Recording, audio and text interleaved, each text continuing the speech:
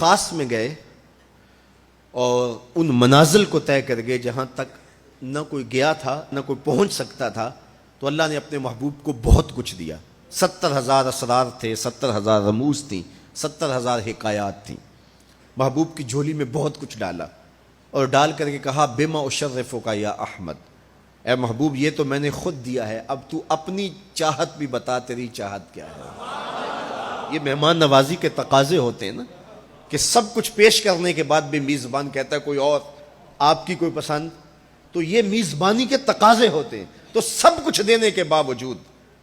جھولی میں ہر چیز ڈال دینے کے بعد کہا بما اشرفک یا احمد، پیارے بتائیے آپ کو کیا دیا جائے۔ اب پھر حضور کی ڈیمانڈ دیکھیے، حضور نے مانگا کیا۔ کسی شخص کو دیکھنا ہو کہ وہ کہاں کھڑا ہے، اس کو آپ اختیار دے دیجئے گا، پھر پتہ چل جائے گا وہ کتنے پانی میں ہے۔ آپ مجھ سے پوچھتے ہیں کہ مانگیے، کیا مانگتے ہو؟ تو میں کہوں مجھے پانی دو تو آپ سمجھیں گے پیاسا ہے، میں کہوں کھانا دو آپ سمجھیں گے بھوکا ہے، میں کہوں گا میرے نام کے نعرے لگاؤ آپ کہیں گے شہرت کا متلاشی ہے، میں کہوں گا اٹھو اور میرے اوپر پیسے لوٹاؤ میں اتنی اچھی تقریر کر رہا ہوں، تو آپ کہیں گے یہ تو بیچارہ غربت کا مارا ہوا ہے، اس کے اندر کی ابھی بھوک گئی نہیں ہے۔ تو کسی شخص کے ظرف کا پتہ لگانا ہو تو اس کو اختیار دے دیجئے، مانگ کیا مانگتا ہے۔ اور مانگنے والے جب کوئی کمال چیز مانگ لیں، وہ کیا کسی نے کہا نا میرے سوال کی عظمت تو دیکھ ہے ساقی،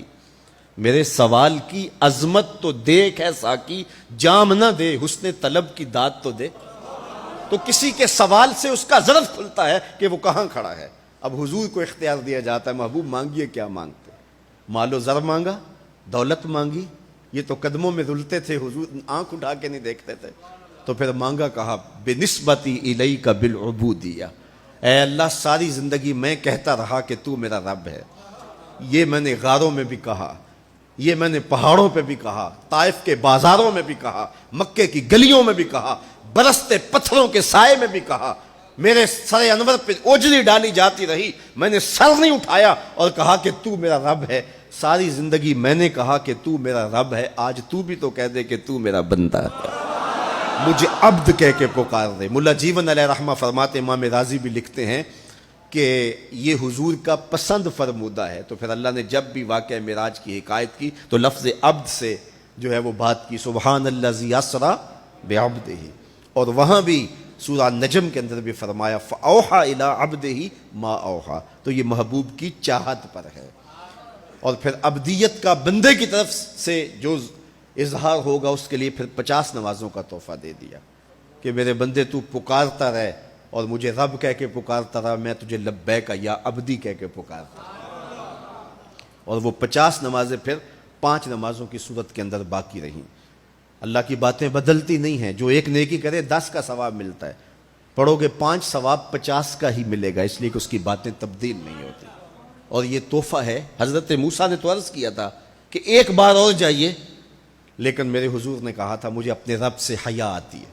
عادت باری یہ تھی نا، ہر بار 5 نمازیں معاف ہوتی تھی، اب بھی جاتے تو 5 نمازیں معاف ہو جاتی،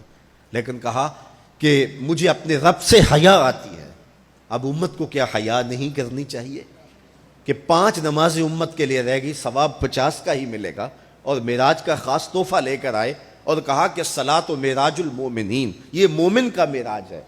میں تو سر عرش پہنچا ہوں لیکن تمہارا معراج کیا ہے، تم سجدے میں سر جھکاؤ، دیکھنا تمہارا مالک تمہیں کتنا قرب دیتا ہے۔ جب کوئی شخص سجدہ ریز ہوتا ہے اس پہ اتنی رحمتیں اترتی ہیں، اگر اسے پتہ چل جائے کہ یہ رحمتیں نازل ہو رہی ہیں، وہ سجدے سے ساری نہ اٹھائے۔